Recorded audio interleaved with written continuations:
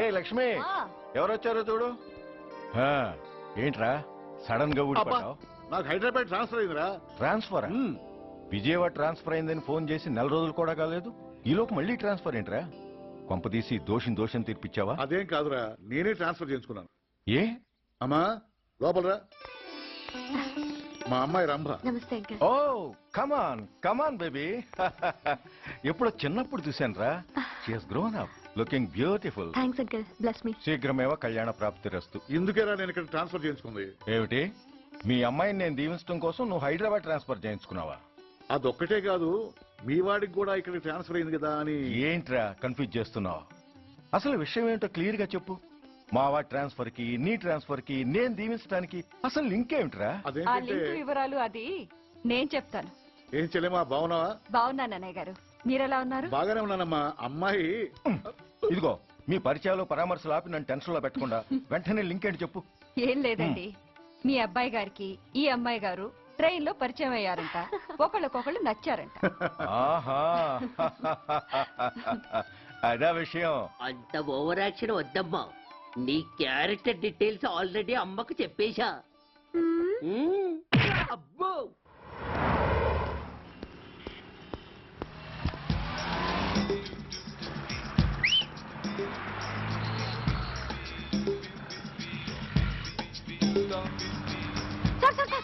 Excuse me, RTC bus stand కి వెళ్ళాలంటే ఏ నెంబర్ బస్ ఎక్కాలండి? 10 బస్ ఎక్కండి. Thank you so much. Sir sir sir, in case Secunderabad railway station కి వెళ్ళాలంటే ఏ నెంబర్ బస్ ఎక్కాలి? Thank you very much. Sir sir, suppose airport కి వెళ్ళాలంటే 6D బస్ ఎక్కండి. Is that okay? Thank you very very much. గంటకి 500 వస్తారా? గంటకి 500. What? Per hour 500 rupees, full night కి అయితే 3000 రూపీస్. ప్లేస్ మీ ఇష్టం. ఏంటలా చూస్తున్నారు? సేఫ్టీ గురించి ఏం ప్రాబ్లం లేదు. కామసూత్ర కండమ్స్ నా దగ్గర ఉన్నాయి. ఇంట్రెస్టెడ్ అయితే ఓ 200 అడ్వాన్స్ ఇవ్వండి.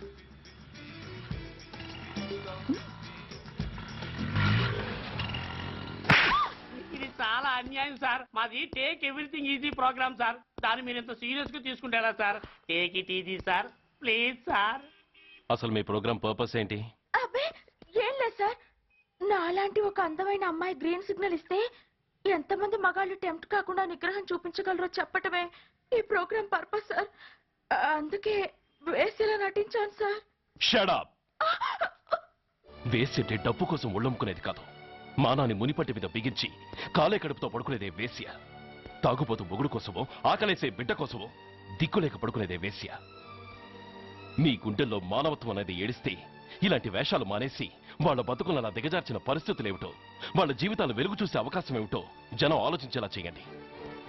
రోడ్డెక్కి బస్టాప్ దగ్గర నలుగురు చేరే చోట్ల మైకులు పట్టుకుని సినిమా పాటలకి స్టెప్పులు వేయించడం కాదు, ఆ నలుగురు వెనకాల సక్రమంగా పుట్టి కూడా అక్రమంగా అవిటి వాళ్ళై బలవంతంగా ముష్టి వాళ్ళైన ఆ పసిపిల్లల గురించి చెప్పండి.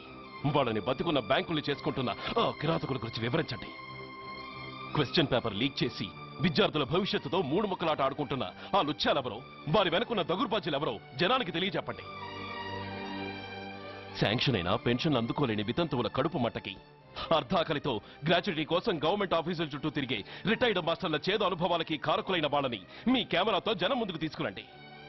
అంతేగాని ద మోస్ట్ పవర్ఫుల్ టీవీ మీడియాని ఇలా చీప్ ప్రోగ్రామ్స్ పేరుతో రోడ్డెక్కించి రికార్డింగ్ డాన్స్ లెవెల్కి దిగజార్చకండి. ఊరజుమికులతో జనాన్ని ఎంటర్టైన్ చేయడం కాదు, జనాన్ని ఎన్లైటన్ చేయండి. మా డిపార్ట్మెంట్కి పని కల్పించండి. అర్థమైందా?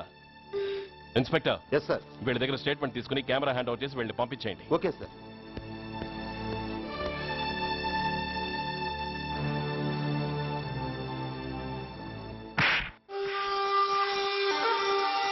ఏంటి మీ ఓడు మలయాళ మంత్రాలుగా నేర్చుకుంటున్నాడా?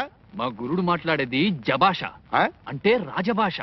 జపజల్లి జపజడవే అంటే బల్లి పడవే అని అర్థం. ఓ సిదా. ఎవడో బల్లి పడితే అదృష్టం అని చెప్పాడట. పొద్దు నుంచి డ్యూటీ వేసి కూర్చున్నాడు అక్కడే. అదేమో భయంతో బిక్కతచ్చి పడదు. చూసి ఏ నోట్లోనో కూట్లోనో పడుతుంది, రోగం కుదురుతుంది.